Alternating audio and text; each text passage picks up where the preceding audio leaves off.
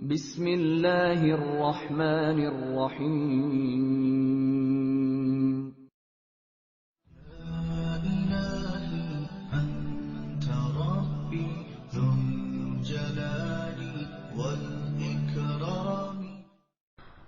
حسن بن صباح کا اس درویش کے پاس اس انداز سے پہنچنا جس انداز سے اسے پہنچایا گیا پر اسرار افسانہ لگتا ہے، لیکن فرقہ باطنیہ اسی طرح زمین دوز اور پر اسرار طریقوں سے پھلا پھولا تھا۔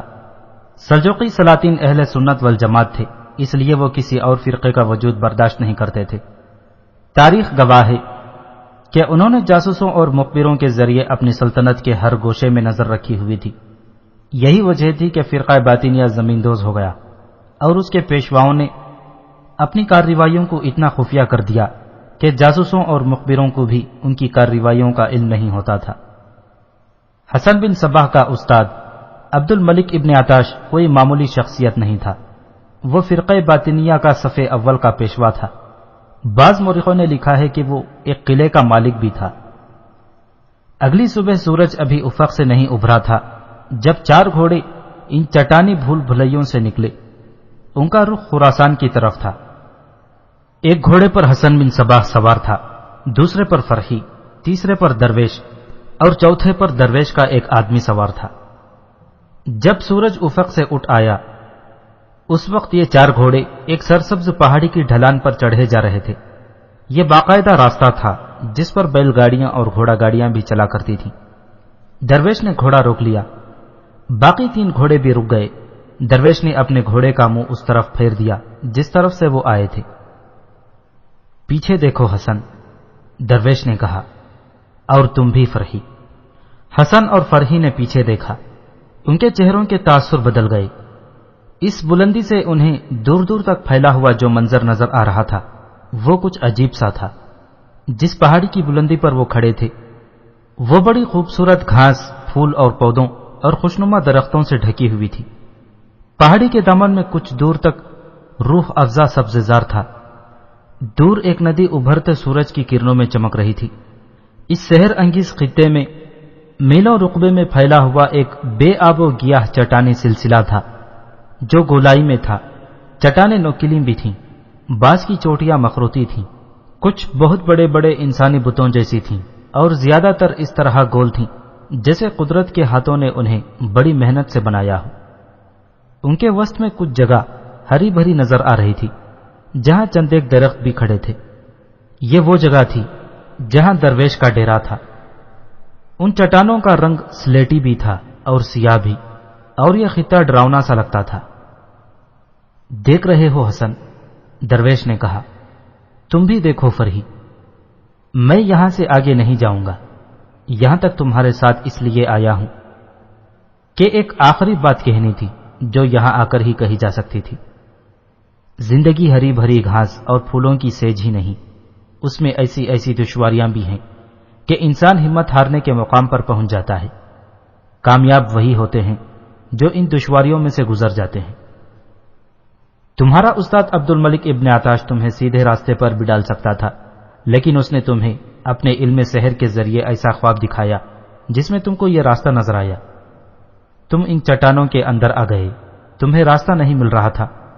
2 ناگوں نے تمہیں بھگا کر پھر وہیں پہنچا دیا جہاں سے تم اس سلسلہ کوہ میں داخل ہوئے تھے۔ انسان کی زندگی میں ایسے حالات پیدا ہو جاتے ہیں کہ اسے سمجھ نہیں آتی کہ نجات کا راستہ کون سا ہے۔ وہ حالات اور کئی طرح کی دشواریوں میں اس طرح بھٹک جاتا ہے جیسے بھول بھلیوں میں آ گیا ہو۔ ان چٹانوں کے اندر زندگی کا ایک سبق ہے۔ دیکھو قدرت نے کیسی خوفناک جگہ کے اندر کتنا شفاف چشمہ بنا رکھا ہے اور اس کے ساتھ ہی کتنی اچھی پناہ گاہ ہے۔ ایسے چشموں تک وہی پہنچ سکتے ہیں جو ان چٹانوں سے ڈرتے نہیں، بھٹک بھٹک کر راستہ تلاش کر لیتے ہیں اور میٹھے چشمے تک پہنچ جاتے ہیں۔ ہم یہاں موجود تھے، ہمیں معلوم تھا کہ تم آ رہے ہو، ہمارے آدمی تمہیں دیکھ رہے تھے، ہمیں پہلے بتا دیا گیا تھا کہ تم آ رہے ہو۔ یہ تو تم جان ہی چکے ہو کہ اس لڑکی کو ہمارے آدمی اٹھا کر لائے تھے۔ ہمارا کوئی آدمی ان بھول بھلائیوں میں بھٹک نہیں سکتا۔ میں اس وقت تم سے بہت چھوٹا تھا جب میرا استاد مجھے یہاں لایا تھا، وہ باہر بیٹھ گیا تھا۔ اس نے میری کلائی کے ساتھ ایک دھاگا باندھ دیا تھا۔ یہ بڑا ہی لمبا دھاگا تھا جو گولے کی شکل میں استاد نے اپنے ہاتھ میں رکھا ہوا تھا۔ اس نے مجھے کہا تھا کہ میں باہر بیٹھوں گا، تم اندر چلے جاؤ، ایک مشکیزے میں اس چشمے کا پانی بھر لاؤ۔ استاد نے مجھے بتایا کہ یہ دھاگا راستے میں چھوڑتے جانا اور میں باہر بیٹھا گولے سے دھاگا ڈھیلا کرتا جاؤں گا۔ اگر تم ہار گئے اور چشمے کو نہ پا سکے تو اس دھاگے کو دیکھ دیکھ کر واپس آ جانا۔ خیال رکھنا کہ دھاگا ٹوٹ نہ جائے، ورنہ اندر جا کر باہر نہیں نکل سکو گے۔ میں اندر چلا گیا، استاد دھاگا ڈھیلا چھوڑتا گیا۔ یہ ذرا لمبی بات ہے کہ میں چشمے تک کس طرح پہنچا۔ میں اتنا زیادہ بھٹکا تھا کہ ٹانگیں اکڑ گئیں اور میری آنکھوں کے آگے اندھیرا چھانے لگا تھا، لیکن میں نے ہمت نہ ہاری اور چلتا گیا۔ پھر میرے ہوش و حواس اندھیرے میں ہی گم ہو گئے۔ معلوم نہیں میں کتنی دیر بعد ہوش میں آیا۔ میں یہ دیکھ کر حیران رہ گیا کہ میں چشمے کے کنارے پڑا ہوا تھا۔ میں اچھل کر اٹھا۔ مٹی کا کوزہ جو میرے ہاتھ میں تھا وہ ٹوٹا پڑا تھا۔ میں بے ہوش ہو کر گرا تو کوزہ پتھر پر گر کر ٹوٹ گیا تھا۔ اپنے استاد کو یہ یقین دلانے کے لیے کہ میں چشمے تک پہنچ گیا تھا، میں کپڑوں سمیت چشمے میں اتر گیا اور باہر آ کر چل پڑا۔ میری رہنمائی کے لیے دھاگا موجود تھا جو میں راستے میں پھینکتا آیا تھا۔ سورج ابھی غروب نہیں ہوا تھا کہ میں باہر اپنے استاد کے سامنے کھڑا تھا۔ میں نے اسے بتایا کہ وہ کوزہ ٹوٹ گیا ہے اور میں چشمے میں اتر کر اپنے کپڑے بھگو لایا ہوں۔ میں تمہیں وہ سبق دینا چاہتا ہوں جو استاد نے مجھے دیا تھا۔ اس نے کہا تھا کہ زندگی کے چشمے خود چل کر کسی کے پاس نہیں آ جایا کرتے، انسان کو چل کر ان کے پاس جانا پڑتا ہے، اور پھر زندگی کے چشمے ان کا استقبال کیا کرتے ہیں جو ان کی تلاش میں سنگلاخ وادیوں، سوکھی سڑی چٹانوں کی بھول بھلائیوں اور پرخار راستوں پر چلتے ہی جاتے ہیں اور پایا استقلال میں لغزش نہیں آنے دیتے۔ اور استاد نے کہا تھا کہ یہ دھاگا جو میں نے تمہاری کلائی سے باندھا تھا اسے صرف ایک دھاگا ہی نہ سمجھنا، یہ دھاگا انسانی رشتوں کی علامت ہے۔ انسانی رشتے ٹوٹنے نہیں چاہیے۔ تم اکیلے کچھ بھی نہیں، تم تنہا رہ گئے تو سمجھو تمہاری ذات ہی ختم ہو گئی۔ ہمیشہ یاد رکھنا کہ رشتوں کا یہ دھاگا ٹوٹنے نہ دینا۔ ذرا سوچو، اگر یہ دھاگا ٹوٹ جاتا اور میرا اور تمہارا رشتہ ٹوٹ جاتا اور تم ان بھول بھلائیوں سے نکل نہ سکتے، تو یہ وہ آخری سبق جو میں نے تم تک پہنچانا تھا حسن۔ ثابت قدم رہنا۔ تم نے فوج کے بغیر قلعے سر کرنے ہیں۔ انسانی فطرت کی کمزوریوں کو اپنے مقاصد اور مفادات کے لیے استعمال کرنا ہے۔ انسانوں پر نشہ طاری کر دو۔ نشہ دولت کا بھی ہوتا ہے، عورت بھی آدمی کے لیے نشہ بن جایا کرتی ہے۔ نشے کی کمی نہیں حسن، ابلیسی اوصاف میں بڑی طاقت ہے۔ میں تمہیں راز کی ایک بات بتاتا ہوں، بہت کم لوگ ایسے ہوتے ہیں جو نماز اپنا فرض اور خدا کی عبادت سمجھ کر پڑھتے ہیں۔ عام لوگ نماز صرف اس لیے پڑھتے ہیں کہ اگلے جہاں جنت میں جائیں گے، جہاں حوریں اور شراب ملے گی، اور سوائے عیش و عشرت کے کوئی کام نہیں ہوگا۔ میں ان لوگوں کو دنیا میں جنت دکھا دوں گا، حسن نے پرعزم لہجے میں کہا۔ زندہ باد حسن بن صباح، درویش نے کہا۔ اب جاؤ، میں یہاں سے واپس جا رہا ہوں، الوداع۔ 2 دنوں کی مسافت کے بعد حسن بن صباح فرحی اور اپنے رہبر کے ساتھ ایران کے جس قلعے میں داخل ہوا وہ قلعہ اصفہان تھا۔ عام طور پر اسے قلعہ شاہدر کہا جاتا تھا۔ یہ سلجوقی سلطان ملک شاہ نے تعمیر کرایا تھا اور ذاکر نام کے ایک سرکردہ فرد کو امیر قلعہ یا والی قلعہ مقرر کیا تھا۔ ذاکر سلجوقیوں کی طرح پکا مسلمان اور اسلام کا شیدائی تھا۔ یہ کوئی بڑا قلعہ نہیں تھا کہ اس کے اندر شہر آباد ہوتا۔ اندر آبادی تو تھی، لیکن چند ایک معزز اور اچھی حیثیت اور سرکاری رتبوں اور عہدوں والے لوگ انتظامیہ کے اور لوگوں کے ذاتی ملازم رہتے تھے۔ آبادی قلعے سے باہر اور ذرا دور دور تھی۔ اس آبادی میں فرقہ باطنیہ کے لوگ بھی رہتے تھے، لیکن وہ اپنی اصلیت ظاہر نہیں ہونے دیتے تھے۔ ذاکر کی عمر کم و بیش 50 سال تھی اور اس کی 2 بیویاں تھیں۔ دونوں کی عمریں 40 سال سے اوپر ہو گئی تھیں۔ ذاکر کوئی عیاش آدمی تو نہ تھا، پابند صوم و صلات تھا، لیکن انسانی فطرت کی کمزوریاں تو ہر انسان میں موجود ہوتی ہیں۔ ایک روز وہ ہرنوں کی شکار کو گیا۔ وہ ہرا بھرا سرسبز علاقہ تھا، پیڑ پودوں نے جنت کا منظر بنا رکھا تھا۔ شفاف پانی کی 2 ندیوں نے کچھ اور ہی بہار بنا رکھی تھی۔ ذاکر گھوڑے پر سوار ایک ندی کے کنارے کنارے جا رہا تھا. اس کے ساتھ 4 محافظ اور 2 مصاحب تھے. ذاکر ان کے آگے آگے جا رہا تھا. ندی کا موڑ تھا. درخت تو بہت تھے لیکن 2 درخت ان کے قریب تھے. ایک خودرو بیل دونوں کے تنوں سے اس طرح لپٹی اور پھیلی ہوئی تھی کہ چھت سی بن گئی تھی اور اس کی شکل مٹی کے ٹیلے سے گف جیسی بنی ہوئی تھی اور اس کے ساتھ پھول بھی جڑے ہوئے تھے. نیچے خوشنما گھاس تھی. ذاکر نے وہاں جا کر گھوڑا روک لیا. پہلے تو اس کے چہرے پر حیرت کا تاثر آیا, پھر ہونٹوں پر تبسم آ گیا. پھولدار بیل کے نیچے ایک لڑکی بیٹھی ہوئی تھی جس کی عمر 17 سال سے ذرا کم یا ذرا ہی زیادہ تھی. اس کی گود میں ایک ہرن کا بچہ تھا. لڑکی کی آنکھیں ہرن کے بچے جیسی نشیلی, سیاہ اور موہنی تھیں اور اس کا حسین چہرہ بیل کی پھولوں کی طرح کھلا ہوا تھا. اس کے ریشمی بالوں میں سے 2-4 بال اس کے سرخی مائل سفید چہرے پر آئے ہوئے تھے. یہ بچہ کہاں سے لائی ہو لڑکی؟ ذاکر نے پوچھا. جنگل میں اکیلا بھٹکتا پھر رہا تھا, لڑکی نے جواب دیا. بہت دن ہو گئے ہیں, ماں کو ڈھونڈتا پھر رہا تھا. کھڑی ہو کر بات کرو لڑکی, ایک محافظ نے لڑکی کو ڈانٹ کر کہا. امیر قلعہ کے احترام میں کھڑی ہو جا. ذاکر نے اس محافظ کو خشمگی نگاہوں سے دیکھا. تم سب آگے چلو, ذاکر نے محافظوں اور مصاحبوں کو کہا. پل پر میرا انتظار کرو. لڑکی کے چہرے پر خوف سا تاثر آ گیا اور وہ آہستہ آہستہ اٹھنے لگی. ذاکر گھوڑے سے اتر آیا اور لڑکی کے قریب جا کر ہرن کے بچے کی طرف ہاتھ بڑھائے. لڑکی نے ہرن کا بچہ پیچھے کر لیا. اس کے ہونٹوں پر جو لطیف سا تبسم تھا وہ غائب ہو گیا اور خوف کی جھلک اس کی غزالی آنکھوں میں ظاہر ہونے لگی. ذاکر نے اپنے ہاتھ پیچھے کر لیے. ڈر کیوں گئی لڑکی؟ ذاکر نے لڑکی کے سر پر ہاتھ رکھ کر کہا. اس بدبخت نے تمہیں ڈرا دیا ہے. میرے دل کو تم اور یہ ہرن کا بچہ ایسا اچھا لگا کہ میں رک گیا. میں امیر قلعہ ضرور ہوں لیکن تم پر میں کوئی حکم نہیں چلاؤں گا. میں یہ ہرن کا بچہ نہیں دوں گی. میں تم سے یہ بچہ لوں گا بھی نہیں, ذاکر نے کہا اور اس نے اس کا نام پوچھا. زرین, لڑکی نے جواب دیا. کیا اس بچے کے ساتھ تمہیں بہت پیار ہے؟ ذاکر نے پوچھا اور لڑکی کا جواب سنے بغیر بولا. یہ بچہ اتنا پیارا ہے کہ ہر کسی کو اس پر پیار آتا ہے. نہیں امیر, لڑکی نے خوف سے نکل کر کہا. یہ پیارا اور خوبصورت تو ہے لیکن میں اس سے کسی اور وجہ سے پیار کرتی ہوں. میں نے آپ کو بتایا ہے کہ یہ ماں کے بغیر جنگل میں بھٹکتا پھر رہا تھا. اسے دیکھ کر مجھے اپنا بچپن یاد آ گیا جب میں بھی جنگل میں بھٹک گئی تھی اور میں اپنی ماں کو ڈھونڈتی پھرتی تھی. ذاکر اس لڑکی میں اتنا مہو ہو گیا کہ لڑکی کے کندھے پر ہاتھ رکھ کر اسے بٹھا دیا اور خود اس کے پاس بیٹھ گیا. لڑکی نے اس سے پرے ہٹنے کی کوشش نہ کی.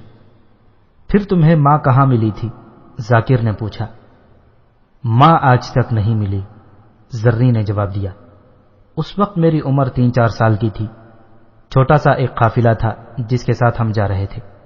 میرے ماں باپ غریب لوگ تھے. ماں کی عمر خانے بدوشی میں گزر رہی تھی. میں نے ہوش سنبھالا تو اپنے آپ کو ان کے ساتھ جنگلوں, پہاڑوں اور بیابانوں میں چلتے پھرتے اور نقل مکانی کرتے پایا. تم ان سے بچھڑ کس طرح گئی تھی؟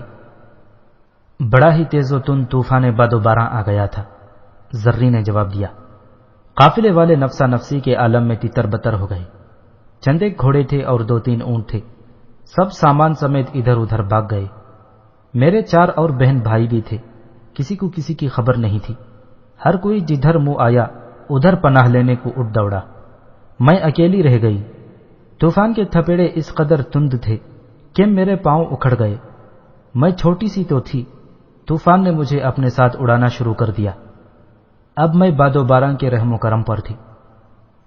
وہ شاید ندی نہیں تھی جس میں گر پڑی تھی, ویسے ہی پانی کا ریلا تھا جو مجھے اپنے ساتھ بہا لے گیا.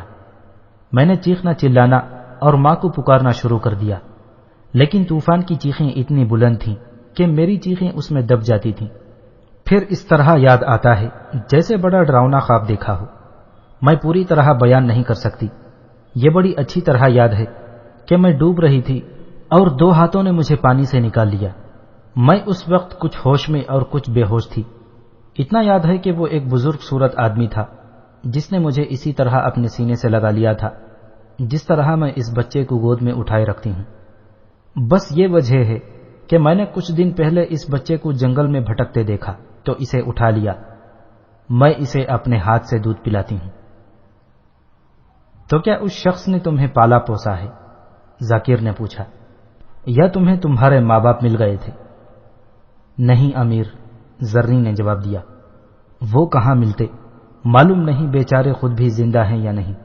مجھے اس بزرگ ہستی نے اپنی بیٹی سمجھ کر پالا پوسا ہے۔ میں انہیں ہی اپنا باپ اور ان کی بیوی کو اپنی ماں سمجھتی ہوں۔ ان سے مجھے بہت پیار ملا ہے اور ایسی زندگی ملی جیسے میں شہزادی ہوں۔ کون ہیں یہ لوگ؟ احمد بن غتاش، زرین نے جواب دیا۔ قلعے کے باہر رہتے ہیں، مذہب کے عالم ہیں اور پکے اہل سنت ہیں۔ زرین کا انداز بیاں ایسا معصوم اور بھولا بھالا تھا کہ ذاکر اس میں جذب ہو کے رہ گیا، جیسے اس کی اپنی کوئی حیثیت ہی نہ رہی ہو۔ کچھ تو لڑکی بڑی پیاری تھی اور کچھ یہ وجہ بھی تھی کہ لڑکی نے اپنی زندگی کی ایسی کہانی سنائی تھی جس سے ذاکر کے دل میں اس کی ہمدردی پیدا ہو گئی تھی۔ اس نے لڑکی کے ساتھ ایسے انداز سے اور اس قسم کی باتیں شروع کر دیں جیسے ہمجولی کیا کرتے ہیں۔ زرری میں اتنی معصومیت اور سادگی تھی کہ وہ بچوں کی طرح ذاکر میں گھل مل گئی۔ ذاکر نے ہاتھ بڑھا کر بیل سے ایک پھول توڑا۔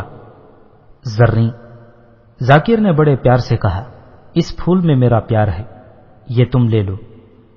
زرری نے پھول لے لیا اور چھوٹے سے بچے کی طرح ہنس پڑی۔ اس کی ہنسی ایسی تھی جیسے جل ترنگ سے نغمہ پھوٹا ہو۔ ایک بات بتاؤ زرری، ذاکر نے کہا، کیا تم نے میرا یہ پھول دل سے قبول کر لیا ہے؟ ہاں، تو پیار کو کون قبول نہیں کرتا؟ تو کیا تم میرے گھر آنا پسند کرو گی؟ ذاکر نے کچھ التجا کے لہجے میں پوچھا۔ وہ کیوں؟ میں تمہیں ہمیشہ اپنے پاس رکھوں گا، ذاکر نے کہا۔ میں تمہیں اپنی زندگی کا ساتھی بنانا چاہتا ہوں۔ تو پھر میں کیوں آؤں؟ زرری نے بڑے شگفتہ لہجے میں کہا۔ آپ کیوں نہیں آتے؟ نہیں زرری، ذاکر نے کہا، تم اتنی معصوم ہو کہ میری بات سمجھ نہیں سکی۔ میں تمہیں اپنے گھر لانا چاہتا ہوں، تم مجھے اس پھول جیسی پیاری لگتی ہو۔ پھول کسی کے پاس چل کر نہیں جایا کرتے امیر محترم، زرری نے مسکراتے ہوئے کہا۔ پھولوں کے شیدائی خود چل کر پھولوں کے پاس جایا کرتے ہیں اور وہ کانٹوں میں سے بھی پھول توڑ لیا کرتے ہیں۔ آپ نے یہ پھول جو مجھے دیا ہے ہاتھ لمبا کر کے توڑا ہے۔ آپ کسی پھول کو حکم دیں کہ وہ آپ کے پاس آ جائے، کیا پھول آپ کی حکم کی تعمیل کرے گا؟ ذاکر نے قہقہا لگایا اور اس کے ساتھ ہی لڑکی کو اپنے بازو کے گھیرے میں لے کر اپنے قریب کر لیا۔ زرری نے مزاحمت نہ کی۔ تم جتنی حسین ہو اتنی ہی دانشمند ہو، ذاکر نے کہا۔ اب تو میں تمہیں ہر قیمت پر حاصل کر لوں گا اور میں اپنی جان کی قیمت دے کر بھی آپ سے بھاگوں گی، زرری نے پہلے جیسی شگفتگی سے کہا۔ وہ کیوں؟ میں نے بادشاہوں کی بہت سی کہانیاں سنی ہیں، زرری نے کہا۔ آپ جیسے امیر بھی بادشاہ ہوتے ہیں، مجھ جیسی لڑکی پر فریفتہ ہو کر اسے زر و جواہرات میں تول کر اپنے حرم میں ڈال لیتے ہیں، اور جب انہیں ایسی ہی ایک اور لڑکی مل جاتی ہے تو وہ پہلی لڑکی کو حرم کے کباڑ خانے میں پھینک دیتے ہیں۔ میں فروخت نہیں ہونا چاہتی اے امیر قلعہ۔ ہاں، اگر آپ کے سپاہی مجھے زبردستی اٹھا کر آپ کے محل میں پہنچا دیں تو میں کچھ بھی نہیں کر سکوں گی۔ میرا بوڑھا باپ احمد بن غتاش بھی سوائے آنسو بہانے کے کچھ نہیں کر سکے گا۔ وہ بوڑھا بھی ہے، عالم دین بھی ہے، اور وہ شاید تلوار بھی نہیں چلا سکتا۔ نہیں زرین، ذاکر نے کہا، احمد بن غتاش کی طرح میں بھی سنی مسلمان ہوں۔ کیا تم نے کبھی مسلمانوں میں کوئی بادشاہ دیکھا ہے؟ پھر میں کسی ملک کا حکمران نہیں، میں سلجوقی سلطان کا ملازم ہوں۔ حکومت سلطان ملک شاہ کی ہے، وہ بھی اپنے آپ کو بادشاہ نہیں سمجھتے۔ میرے پاس کوئی حرم نہیں، 2 بیویاں ہیں جو جوانی سے آگے نکل گئی ہیں، وہ تمہاری خدمت کیا کریں گی اور وہ تمہیں دیکھ کر بہت خوش ہوں گی۔ اس دور میں عربوں میں 1 سے زیادہ بیویاں رکھنے کا رواج تھا۔ اس وقت سوکن کا تصور نہیں تھا۔ بیویاں ایک دوسری کے ساتھ خوش و خرم رہتی تھیں۔ یہاں تک بھی ہوتا تھا کہ خاوند عیاش طبیعت کا ہو تو کبھی کبھی کوئی بیوی اپنی کسی سہیلی کو ایک آدھ رات کے لیے اپنے خاوند کو تحفے کے طور پر پیش کرتی تھی۔ داستان کو جس دور اور جس خطے کی کہانی سنا رہا ہے وہاں سلجوقی سلاطین کی حکومت تھی۔ سلجوقی ترک تھے، ان کے ہاں بھی یہی رواج تھا۔ اسلام قبول کر کے انہوں نے بھی اپنے آپ کو پابند کر لیا تھا کہ ایک آدمی زیادہ سے زیادہ 4 بیویاں رکھ سکتا ہے۔ حرم کا تصور عربوں کی طرح ان کے ہاں بھی ناپید تھا۔ بعض مورخوں نے لکھا ہے کہ سلجوقی بیویوں کے حقوق کا پورا خیال رکھتے تھے۔ زرری نے جب ذاکر سے یہ سنا کہ اس کی 2 بیویاں ہیں اور دونوں جوانی سے آگے نکل گئی ہیں تو اس پر ایسا کوئی اثر نہ ہوا کہ یہ اس کی 2 سوکنیں ہوں گی۔ میں تمہیں زبردستی نہیں اٹھاؤں گا زرری، ذاکر نے کہا، نہ میں تمہیں زر و جواہرات میں تولوں گا، میں اللہ اور رسول کے احکام کے مطابق تم سے نکاح پڑھواؤں گا، فیصلہ تم کرو گی۔ تو پھر اس پودے کے پاس جائیں جس کا پھول توڑنا ہے، زرری نے کہا۔ ہاں زرری، ذاکر نے کہا، میں تمہاری بات سمجھ گیا ہوں، میں احمد بن غتاش کے ساتھ بات کروں گا۔ میں تمہیں یہ بھی بتا دیتا ہوں زرری، پہلے تو مجھے تمہارا یہ معصوم حسن اچھا لگا تھا، لیکن میں نے دیکھا کہ تم میں عقل و دانش بھی ہے، تو میں نے کہا تھا کہ میں تمہیں ہر قیمت پر حاصل کروں گا۔ یہ اس لیے کہا تھا کہ میں اس قلعے کا حاکم ہوں، تم جیسی دانشمند بیوی میرے لیے سودمند ثابت ہوگی، تم مجھے سوچ بچار میں مدد کرو گی۔ میرے باپ سے فیصلہ لے لیں، زرری نے قدر سنجیدگی سے کہا، میں نے آپ کو ٹھکرایا نہیں، لیکن میں آپ کو یہ بتا دیتی ہوں کہ مجھے دولت نہیں، محبت چاہیے۔ ذاکر نے زرین کا ایک ہاتھ اپنے دونوں ہاتھوں میں لے کر ذرا ملا اور کچھ دبایا اور اٹھ کھڑا ہوا۔ زرین، ذاکر نے بڑے سنجیدہ لہجے میں کہا، میری فطرت بادشاہوں جیسی ہوتی تو میں درہم و دینار کی ایک تھیلی تمہارے قدموں میں رکھ دیتا، لیکن نہیں، میں محبت کو محبت سے خرید لوں گا۔ ذاکر گھوڑے پر سوار ہوا اور ایڑ لگا دی۔ اس کے محافظ اور مصاحب ندی کے پل پر اس کے منتظر تھے۔ ایک بات غور سے سن لو، ذاکر نے کہا، اگر کوئی ہرن سامنے آئے تو مجھے دیکھ کر یہ ضرور بتا دیا کرو کہ یہ نر ہے یا مادہ، میں کسی ہرنی کو نہیں مارنا چاہتا، ہو سکتا ہے وہ بچے والی ہو۔ ذاکر شکار سے واپس آ رہا تھا، اس نے ایک ہی ہرن مارا تھا، لیکن اس روز وہ بہت بڑا شکار کھیل آیا تھا۔ وہ زریں تھیں جو ادھ کھلے پھول کی طرح معصوم تھیں۔ ذاکر کو ابھی یہ خیال نہیں آیا تھا کہ وہ شکار کر کے آیا ہے یا خود شکار ہو گیا ہے۔ زریں نے اسے اپنی بستی بتا دی تھی جو قلعے سے تھوڑی ہی دور تھی۔ اس بستی کے قریب آ کر ذاکر نے گھوڑا روک لیا اور وہ اپنے ایک مصاحب سے کہا کہ یہاں احمد بن غتاش نام کا ایک عالم دین رہتا ہے، اسے میرا سلام پہنچایا جائے۔ ایک مصاحب نے گھوڑا دوڑا دیا اور وہ بستی کی گلیوں میں غائب ہو گیا۔ جب وہ واپس آیا تو اس کے ساتھ ایک آدمی تھا جو سر سے پاؤں تک سفید چوغے میں ملبوس تھا۔ اس کے سر پر سلجوقی ٹوپی تھی اور ٹوپی پر سفید رومال تھا جو کندھوں تک لٹک رہا تھا۔ اس کی داڑھی لمبی تھی اور اس کے لباس کی طرح سفید۔ ذاکر نے اسے بستی سے نکلتے دیکھا تو گھوڑے سے کود کر اترا اور بہت ہی تیز چلتا اس شخص تک پہنچا، جھک کر سلام کیا، پھر اس کے گھٹنے چھو کر مصافحہ کیا۔ احمد بن غتاش؟ ہاں امیر قلعہ، اس شخص نے کہا، احمد بن غتاش میں ہی ہوں، میرے لیے حکم؟ کوئی حکم نہیں اے عالم دین، ذاکر نے التجا کے لہجے میں کہا، ایک درخواست ہے، کیا آپ آج کا کھانا میرے ہاں کھانا پسند فرمائیں گے؟ زہ نصیب، احمد بن غتاش نے کہا، حاضر ہو جاؤں گا مغرب کی نماز کے بعد۔ ذاکر نے ایک بار پھر جھک کر اس سے مصافحہ کیا اور واپس آ گیا۔ مغرب کی نماز کے بعد احمد بن غتاش ذاکر کے محل نما مکان میں اس کے ساتھ دسترخوان پر بیٹھا تھا۔ کھانے کے دوران ہی ذاکر نے درخواست کے لہجے میں احمد بن غتاش سے کہا کہ وہ اس کی بیٹی کے ساتھ شادی کرنا چاہتا ہے۔ اس نے یہ بھی بتایا کہ زریں اسے کہاں ملی تھی اور یہ بھی کہ زریں نے اسے بتایا تھا کہ وہ احمد بن غتاش کی بیٹی کس طرح بنی تھی۔ اللہ نے میری دعائیں قبول کر لی ہیں، احمد بن غتاش نے دونوں ہاتھ آسمان کی طرف اٹھا کر کہا، میں نے اس بچی کو طوفان میں سے نکالا تھا، اور اسے بڑے پیار سے پالا ہے۔ میں دعائیں مانگا کرتا تھا کہ اس بچی کی زندگی خانہ بدوشوں جیسی نہ ہو اور اس کا مستقبل روشن ہو۔ اگر آپ نے اسے اپنی رفاقت کے قابل سمجھا ہے تو بچی کے لیے اور میرے لیے اور خوش نصیبی کیا ہوگی۔ 2-4 ہی دنوں بعد زرین دلہن کے لباس میں ذاکر کی زندگی میں داخل ہو گئی۔ ذاکر کی دونوں بیویوں نے بڑے پیار سے اس کا استقبال کیا۔ ذاکر نے 2 خادمائیں زرین کے لیے وقف کر دی۔ مجھے کسی خادمہ کی ضرورت نہیں، زرین نے ذاکر سے کہا، میں آپ کی خدمت اپنے ہاتھوں کروانا چاہتی ہوں۔ میں نے دیکھا ہے کہ رات کو آپ دودھ پیتے ہیں تو وہ خادمہ آپ کو دیتی ہے۔ آئندہ یہ دودھ میں خود آپ کے لیے تیار کیا کروں گی۔ میں جانتی ہوں آپ دودھ میں شہد ملا کر پیتے ہیں۔ ذاکر کی عمر 50 سال ہو چکی تھی۔ اسے غالباً توقع نہیں تھی کہ 17 سال عمر کی اتنی حسین لڑکی اس پر فریفتہ ہو جائے گی۔ اس نے زرین کو اجازت دے دی کہ رات کا دودھ وہ خود اسے پلایا کرے گی۔ کچھ دنوں بعد زرین نے ذاکر سے کہا کہ جس شخص نے اسے طوفان سے بچایا اور اتنے پیار سے پالا ہے، اس کے بغیر وہ اپنی زندگی بے مزہ سی محسوس کرتی ہے۔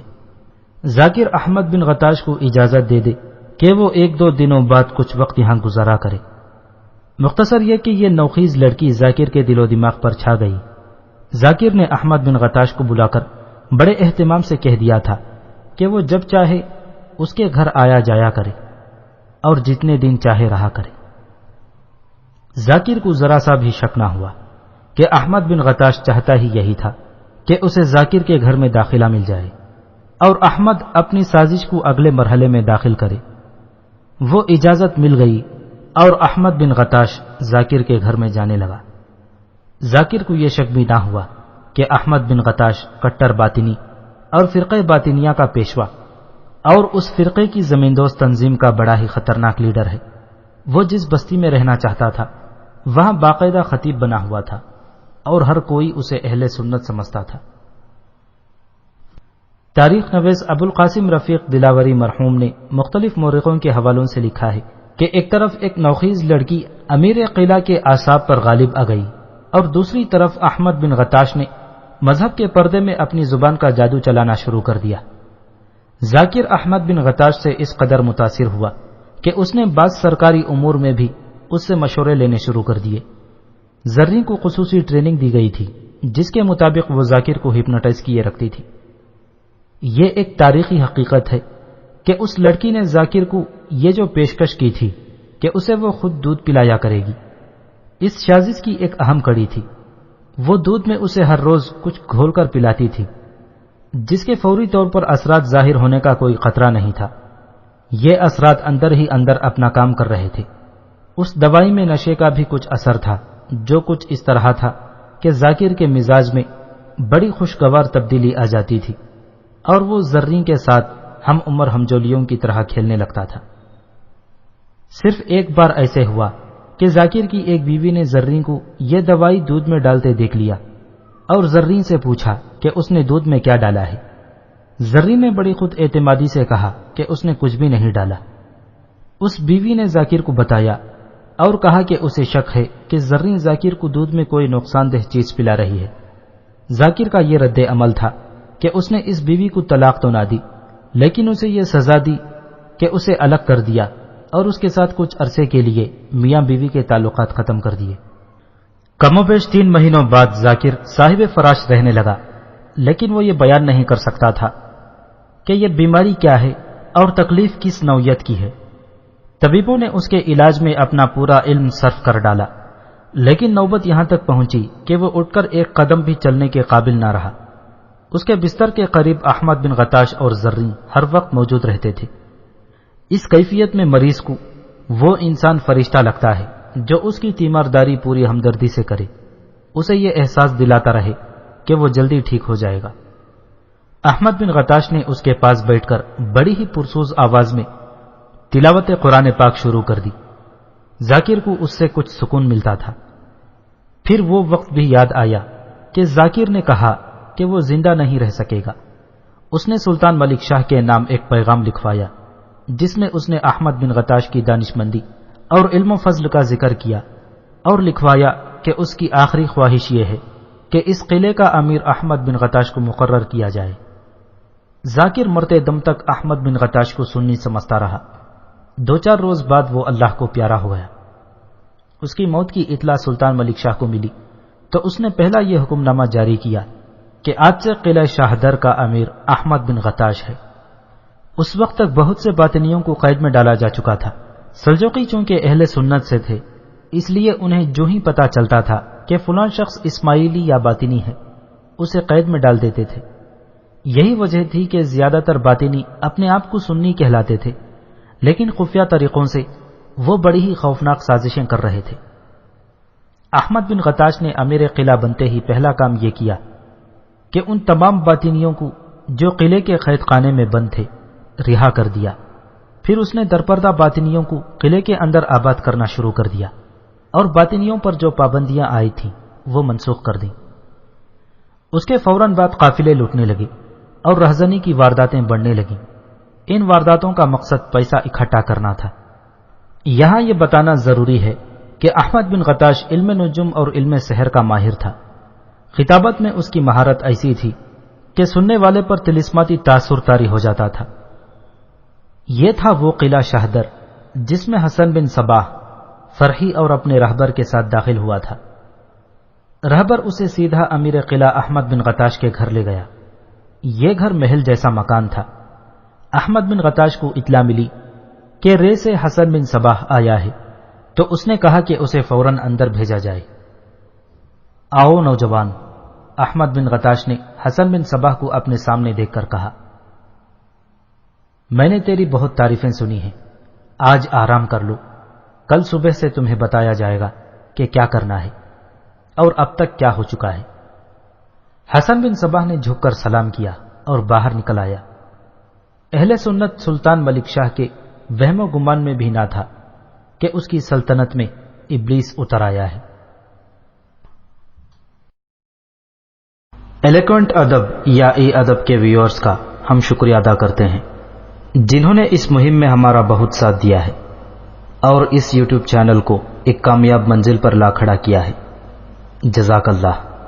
ہمیں اور بہتر طریقے سے سپورٹ کرنے کے لیے جتنی بھی آڈیو بکس کی اب تک ریکارڈنگ ہو چکی ہے، جیسے داستان ایمان فروشوں کی شمشیر بے نیام اور نیل بہتا رہا، آخری چٹان، ایک اور بت شکن پیدا ہوا اور ان لس کی ناگن، ان سب کو اپنے طور پر جتنا ہو سکے شیئر کرنے کی کوشش کریں اور ان ویڈیوز کو MP3 فارمیٹ میں ڈاؤن لوڈ کرنے کے لیے ڈسکرپشن میں دیے گئے لنکس پر اور ہماری ویب سائٹ پر چیک کر سکتے ہیں۔ آپ سے ایک اور گزارش ہے کہ ایلیکوینٹ ادب ایکسٹراز کو بھی فالو کریں اور سبسکرائب کریں، جس میں ہم اردو کی بہترین کتابیں جیسے ہسٹوریکل فکشن، سائنس فکشن اور معاشراتی اور اخلاقیاتی کہانیوں اور افسانوں پر مبنی کتابیں اور ان کی ریکارڈنگز جاری رہیں گی۔ ہر طرح کی سپورٹ کا بہترین طریقہ ہے کہ زیادہ سے زیادہ شیئر کریں اور پیٹریون پر بھی سپورٹ کر سکتے ہیں۔ شکریہ۔